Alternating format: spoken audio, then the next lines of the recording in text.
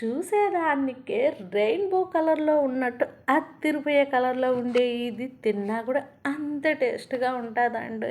ఇప్పుడైతే రెసిపీలోకెళ్ళిపోదాము. Stove on చేసుకోండి. దాని మీద పెనమైతే పెట్టుకోండి. ఒక బౌల్ తీసుకొని దాంట్లో 4 ఎగ్స్ అయితే 2 పర్సన్స్‌కి 4 ఎగ్స్ అయితే తీసుకున్నాను నేను. ఇది చూసేదానికే కాదు తినేదానికి కూడా అద్భుతంగా ఉంటాది. సైడ్ డిష్‌కైతే సూపర్‌గా ఉంటాయి. Crisp and smoothie and good స్మెల్‌తో ఆహా! ఓహో! అనిపించేటట్టు ఉంటది. నేనైతే స్పూన్‌తో ఎక్కువ బీట్ చేయకుండా కలిపాను. దాంట్లోనే కొత్తిమీర కూడా వేయండి. పెనం చూడండి ఎంత బ్యూటిఫుల్ కలర్‌లో ఎంత ఆసమ్‌గా ఇలా లేసినప్పుడు చూస్తే చాలా ఇష్టం నాకు.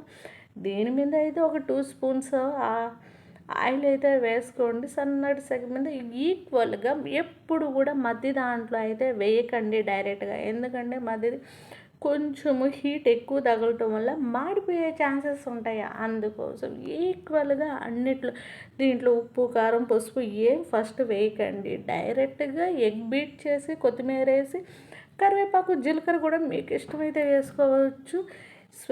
అన్నిట్లో స్ప్రెడ్ చేసిన తర్వాత మళ్ళీ ఎగ్ కాబట్టి ఈక్వల్‌గా అన్నిట్లికి స్ప్రెడ్ అయ్యేటట్టు చూసుకోండి.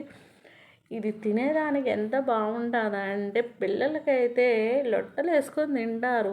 ఎక్కువగా పిల్లలు అనేది అవాయిడ్ చేస్తూ ఉంటారు కాబట్టి ఆమ్లెట్ కూడా ఎప్పుడు సేమ్ రెసిపీలో సేమ్గా ఏం తింటాం.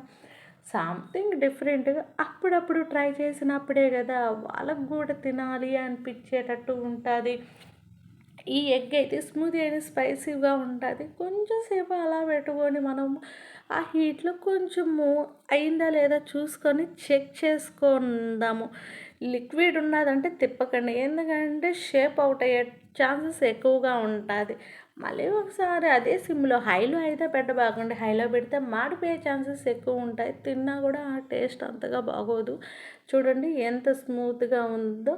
ఫస్ట్‌దే తీయండి. ఎందుకంటే మధ్య రకంలో ఉండేవే తీయండి. ఎక్కువగా అవే మాడిపోయే ఛాన్సెస్ ఉంటాయి కాబట్టి అందుకోసము వీటిని మంచిగా ఫ్రై చేసుకున్నాం కాబట్టి చిన్నగా తీయండి. తీసిన తర్వాత దాంట్లోనే మళ్ళీ టర్న్ చేసుకోండి. టర్న్ చేసుకున్న తర్వాత ఎంత కలర్ చూడండి. దాని మీదే ఉప్పు, కారం, పసుపు పొడి వేయాల్సిన అవసరం లేదు. ఉప్పు, కారం జల్లుకోండి. మీకు ఇష్టమైతే మిరియాల పొడి అయినా జల్లుకోవచ్చు. కారం అవాయిడ్ చేసి కొంచెం ఆయిల్ వేసి అదే గుంటపుల్లి బంగారాల దాంట్లో కొంచెం అటు ఇటు టర్న్ చేసుకుంటూ తిప్పుకుంటూ చేసుకున్నామంటే ఎంత బాగుంటుందంటే సాంబార్కి, పప్పుచారుకి, జెంట్స్కి సైడ్ డిష్కి అప్పటికప్పటికి చేసి ఇచ్చే ఈ ఐటెం అయితే చాలా అంటే చాలా బాగుంటుంది. తింటే తెలుస్తుందండోయ్. చెప్పేదానికన్నా నోరు ఊరిపోతుంది కదా కలరు. ఎక్కువ ఆయిల్ అయితే తీసుకోదు. ఓన్లీ 3 స్పూన్స్ ఆయిలే తీసుకుంటే ఇంకా తక్కువ వాడుకునే వాళ్ళు కూడా తక్కువ వాడుకోవచ్చు. డైట్ చేసుకునే వాళ్ళకి కూడా ఎగ్ తినాలి రొటీన్గా అనుకునే వాళ్ళకి ఇది చేసుకుని లైట్గా ఉప్పు కారం జల్లుకున్నామంటే చాలా బాగుంటుంది. క్రిస్పీగా లోపల స్మూతీగా ఎక్కడ ఏది డ్యామేజ్ కాకుండా చూడండి ఎంత బాగుందో. మంచిగా కుక్ అవుతూ ఉంది.